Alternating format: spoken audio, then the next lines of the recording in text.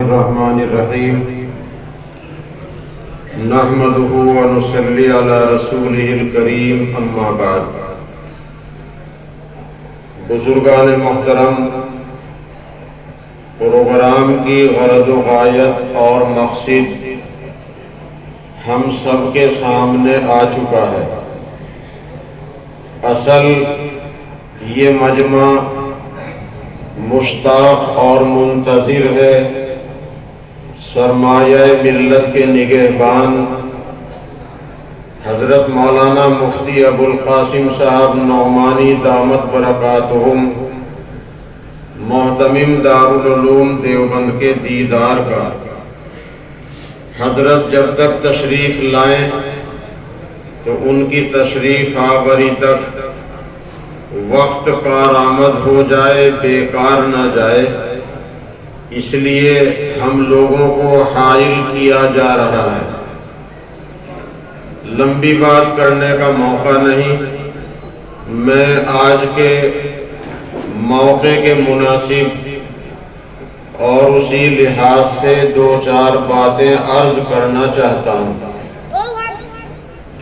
ایک بات تو یہ ہے کہ آج ہمارے ملک میں برادران وطن کا روشنیوں کا بڑا تہوار دیپاولی تھا،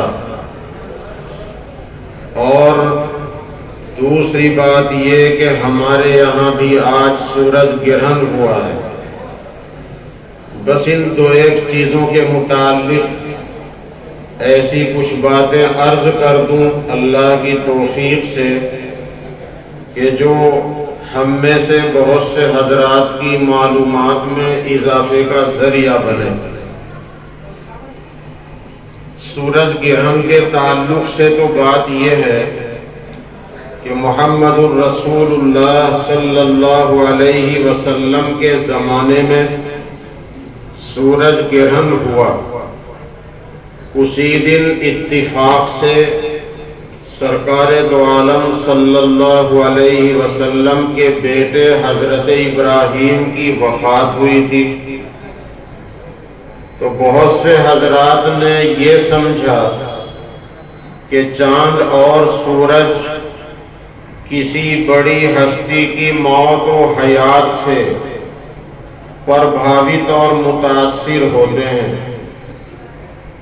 لوگوں نے یہ سمجھا کہ آج جو سورج گرہن ہوا ہے وہ محمد الرسول اللہ صلی اللہ علیہ وسلم کے بیٹے کی وفات کی وجہ سے ہوا ہے۔ حضرت محمد خدائے پاک کے انتم سندیش داتا ہیں، آخری پیغمبر ہیں، انتم مہاپرش ہیں، انتم مہارشی ہیں۔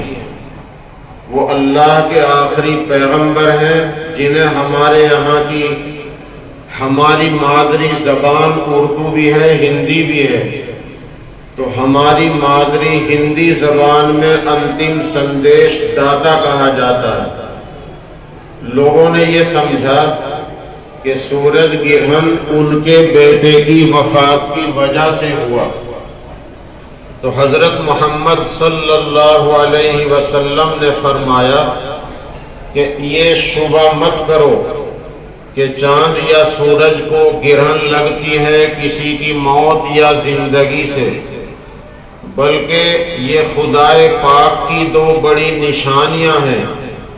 خدائے تعالیٰ اپنی قدرت کا کرشمہ دکھاتا ہے اور اپنے بندوں کو یہ سبق دیتا ہے کہ چاند اور سورج یہ خدا کی مخلوق ہے اور یہ خدا کے تابع فرمان ہیں۔ ایک رتی برابر اور بال برابر خدا کی اطاعت سے نافرمانی نہیں کرتے۔ جس کام پر خدائے پاک نے ان کو لگا دیا برابر اسی کام پر لگے رہتے ہیں، لیکن ان کی روشنی ان کی اپنی ذاتی نہیں، یہ روشنی خدائے پاک کی دی ہوئی ہے۔ اس لیے چاند یا سورج عبادت کے لائق نہیں، عبادت کے لائق تو ایک ایشور اللہ ہے۔ جس نے چاند سورج کو یہ طاقت، یہ روشنی، یہ شکتی دی ہے، وہ ان کو گرہن لگا کر یہ دکھاتا ہے کہ میں جب چاہوں ان کی روشنی سلب کر سکتا ہوں اور جب چاہوں انہیں روشنی دے دیتا ہوں، جب چاہوں لے لیتا ہوں۔ تو جب سورج گرہن ہو اور مکروہ ٹائم نہ ہو تو نفل نماز پڑھ کر دعا وغیرہ کرنے کا حکم ہے، اور اگر مکروہ ٹائم ہے جیسے عصر کی نماز کے بعد کا وقت، تو کسی نے اگر عصر کے فرض نہیں پڑھے، عصر کے فرض پڑھنے سے پہلے سورج گرہن کی 2 نفل نماز 2 رکعت پڑھی جا سکتی ہے، لیکن نماز کو قضا نہیں کیا جائے گا۔ لیکن عصر کے فرض پڑھ لینے کے بعد کوئی نفل نماز جائز نہیں۔ اس لیے اگر عصر کی نماز کے بعد سورج گرہن ہو تو نفل نہیں بلکہ اللہ کی یاد کی جائے اور دعا کی جائے، اور مکروہ ٹائم نہیں ہے تو یہ 2 نفل جماعت سے بھی پڑھے جائیں گے، اور امام زور سے قرات کرے تو زیادہ بہتر ہے۔ اور سورج کے اگر چاند گرہن ہو تو آج تو ٹیلی فون کی سہولت ہے، موبائل کی سہولت ہے، مائک کی سہولت ہے، اعلان بھی کیا جا سکتا ہے۔ چاند گرہن کی نماز الگ الگ اپنے گھر میں پڑھی جاتی ہے، لیکن آج کی سہولیات سے فائدہ اٹھا کر اگر لوگ جمع ہو کر جماعت سے بھی 2 نفل پڑھ لیں چاند گرہن کے وقت تو وہ بھی جائز ہے۔ غرض یہ ہے کہ سورج گرہن کے وقت جب تک سورج میں روشنی نہ لوٹے، اور چاند گرہن کے وقت جب تک اس کی روشنی بحال نہ ہو، تو ہم اللہ کا ذکر کریں، اللہ سے دعائیں کرتے رہیں، امن کی، سلامتی کی، شانتی کی۔ یہ شریعت کا حکم ہے۔ رہی بات اس کی کہ سورج گرہن کے وقت گربھوتی حمل والی عورت کو کیا کرنا چاہیے اور کیا نہیں، یہ تو انتم سندیش داتا جو آکاش وانی بتاتے تھے، اللہ کی طرف سے جو کچھ حکم ہوتا اسے اللہ کے بندوں کو بتاتے تھے۔ تو حضرت محمد صلی اللہ علیہ وسلم نے ایسا نہیں بتایا کہ وہ کوئی پھل نہ کاٹے، کوئی سبزی نہ کاٹے، وہ ایسا نہ کرے۔ ہاں اتنا کچھ حکیموں نے لکھا ہے، کسی حدیث کی کتاب میں ہم نے نہیں پڑھا، کسی اپنے بڑے عالم سے نہیں سنا، نہیں پڑھا، لیکن حکیم کی کتابوں میں لکھا ہے کہ جب سورج گرہن ہو تو حمل والی عورت سورج کو نہ دیکھے۔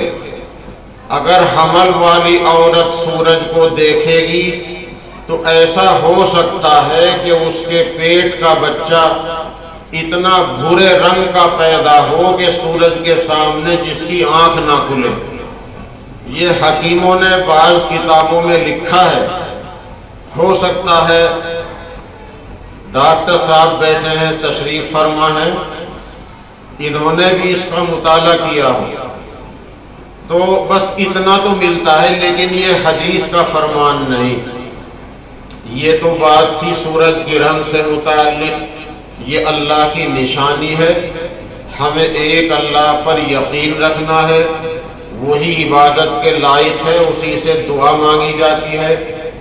اور دوسری چیز یہ عرض کرنا چاہتا ہوں کہ ہمارے برادران وطن کا آج تہوار تھا دیپاولی، اس میں وہ اپنے مسلم بھائیوں کے یہاں مٹھائی لے کے آتے ہیں۔ جیسے مسلمان عید کے موقع پر انہیں شیر کھلاتا ہے، مٹھائی دیتا ہے، تو ہمارے غیر مسلم بھائی اپنے تعلق دار مسلمانوں کو مٹھائی پیش کرتے ہیں۔ یہ سوال پیدا ہوتا ہے کہ جی اس مٹھائی کا لینا کھانا اس کا کیا حکم ہے؟ تو علماء دین بتاتے ہیں کہ خوشی کے موقع پر، غیر مسلم بھائی مٹھائی دے رہا ہے، وہ پوجا پاٹ کی نہیں دیتا، وہ چڑھاوے کی نہیں دیتا، وہ گھر بنا کر یا بازار سے خرید کر اپنے مسلم بھائی کو دیتا ہے، اس کو شوق سے لیں اور اس کو کھائیں، استعمال میں لائیں، اور عید کے موقع پر آپ حضرات ان کو شیر کھلائیں اور ان کو مٹھائی کھلائیں۔ یہ بھارت ہے، گنگا جمنی تہذیب کا دیش ہے، یہ بھگت سنگھ اور اشفاق اللہ کا دیش ہے۔ یہاں 13 سے زیادہ صدیاں گزر گئیں، ہندو مسلم سکھ عیسائی محبت پریم سے رہتا ہے۔ ہمیں کوشش کرنی چاہیے کہ ہمارے بڑوں کی روایت، ہمارے بڑوں کی محبت پیار کی پرمپرا، پریم کی پرمپرا باقی رہے اور اس کو ہم اور ترقی دیں۔ آپ نے اگر کسی غیر مسلم بھائی کو یہ کہہ دیا کہ روشنیوں کا یہ تہوار آپ کو مبارک ہو، تو آپ کے ایمان میں کوئی خرابی نہیں آتی۔ آپ نے اگر یوں کہا روشنیوں کا یہ تہوار آپ کو مبارک ہو، تو ضرورت پڑنے پر آپ نے اپنے تعلق دار غیر مسلم بھائی کو اس کی بدھائی دی، مبارکباد دی، جبکہ آپ کو ضرورت تھی، تو اس سے آپ کے عقیدے میں ایمان میں کوئی خرابی نہیں آتی۔ احتیاط کے ساتھ مسائل بتانے کی ضرورت ہے، الفاظ پر غور کیجئے۔ اور ایک بات میں یہ عرض کرنا چاہتا ہوں کہ ہم سب انسان حضرت آدم کی اولاد ہیں، سنتان ہیں۔ ہم سب کے ابا حضرت آدم تھے اور ہم سب کی اماں حضرت حوا تھی۔ ہو سکتا ہے برادران وطن کی سنسکرتی زبان میں انہیں کسی اور نام سے یاد کیا جاتا ہو، لیکن ہماری عربی بھاشا میں یہ جو عربی بھاشا ہے یہ انسان کی اصل بھاشا ہے۔ یہ مرنے کے بعد ہر انسان کی بھاشا بن جائے گی۔ جب ہمارے ماں باپ آدم و حوا جنت میں تھے، سورگ میں تھے، ان کی بھاشا عربی تھی، اور مرنے کے بعد ہر آدمی کی زبان بھاشا عربی ہو جاتی ہے۔ تو ہماری عربی زبان میں، ہمارے قرآن کی زبان میں ہمارے ماں باپ کو آدم اور حوا بتایا گیا ہے۔ حدیث میں ہے کہ جب اللہ نے حضرت آدم کے پتلے میں روح ڈالی، یہ سنسکرت کی کتابوں میں ملتا ہے کہ خدا پاک نے مٹی کا پتلا بنایا تھا، اس میں آتما ڈالی تھی۔ وہ کون تھے؟ وہی تو آدم تھے، وہی تو ہم سب کے ابا ہیں۔ وہ اللہ کے سب سے پہلے نبی ہیں، وہ سب سے پہلے انسان ہیں۔ جنت سے ان کو بھارت کی دھرتی پر بھیجا گیا تھا۔ تو حدیث میں ہے کہ جب آدم علیہ السلام کے پتلے میں روح ڈالی گئی اور وہ انسان بن کر تیار ہو گئے، پھر خدا پاک نے ان سے کہا، اے آدم، وہ فرشتوں کی جماعت بیٹھی ہے، وہاں جا کر السلام علیکم کہو اور سنو وہ تمہارے سلام کا کیا جواب دیتے ہیں۔